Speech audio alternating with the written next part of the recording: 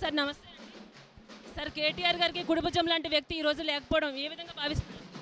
కేటీఆర్కే కాదు ఈ రాష్ట్రానికి తర్వాత జూబ్లీస్ నియోజకవర్గానికి తెలంగాణ ప్రజలకు తీరని లోటుగా మా చిరకాల మిత్రుడు చిన్నప్పటి నుండి కూడా మాతో పాటు పనిచేశాడు.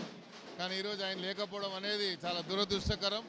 ఆయన ఆత్మకు శాంతి కలగాలని మరి అదేవిధంగా జూబ్లీస్ నియోజకవర్గ ప్రజలకు అదేవిధంగా వారి కుటుంబానికి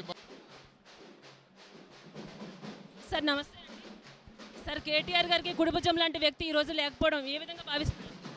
కేటీఆర్కే కాదు ఈ రాష్ట్రానికి తర్వాత జూబ్లీస్ నియోజకవర్గానికి తెలంగాణ ప్రజలకు తీరని లోటుగా మా చిరకాల మిత్రుడు చిన్నప్పటి నుండి కూడా మాతో పాటు పనిచేశాడు.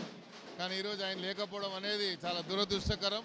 ఆయన ఆత్మకు శాంతి కలగాలని మరి అదేవిధంగా జూబ్లీస్ నియోజకవర్గ ప్రజలకు అదేవిధంగా వారి కుటుంబానికి భగవంతుడు మనోధైర్యాన్ని ఇవ్వాలని కోరుకుంటున్నాను. Thank you sir. Thank you sir. Sir నమస్తే అండి. సార్ కేటీఆర్ గారికి కుడిభుజం లాంటి వ్యక్తి ఈ రోజు లేకపోవడం ఏ విధంగా భావిస్తారు? కేటీఆర్కే కాదు ఈ రాష్ట్రానికి తర్వాత జూబ్లీస్ నియోజకవర్గానికి తెలంగాణ ప్రజలకు తీరని లోటుగా మా చిరకాల మిత్రుడు చిన్నప్పటి నుండి కూడా మాతో పాటు పనిచేశాడు. కానీ ఈరోజు ఆయన లేకపోవడం అనేది చాలా దురదృష్టకరం.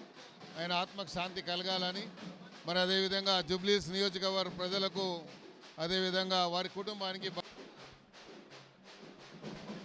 సార్ నమస్తే అండి. సార్ కేటీఆర్ గారికి కుడిభుజం లాంటి వ్యక్తి ఈ రోజు లేకపోవడం ఏ విధంగా భావిస్తారు? కేటీఆర్కే కాదు ఈ రాష్ట్రానికి తర్వాత జూబ్లీస్ నియోజకవర్గానికి తెలంగాణ ప్రజలకు తీరని లోటుగా మా చిరకాల మిత్రుడు చిన్నప్పటి నుండి కూడా మాతో పాటు పనిచేశాడు. కానీ ఈరోజు ఆయన లేకపోవడం అనేది చాలా దురదృష్టకరం. ఆయన ఆత్మకు శాంతి కలగాలని మరి అదేవిధంగా జూబ్లీస్ నియోజకవర్గ ప్రజలకు అదేవిధంగా వారి కుటుంబానికి భగవంతుడు మనోధైర్యాన్ని ఇవ్వాలని కోరుకుంటున్నాను. Thank you sir. Thank you sir.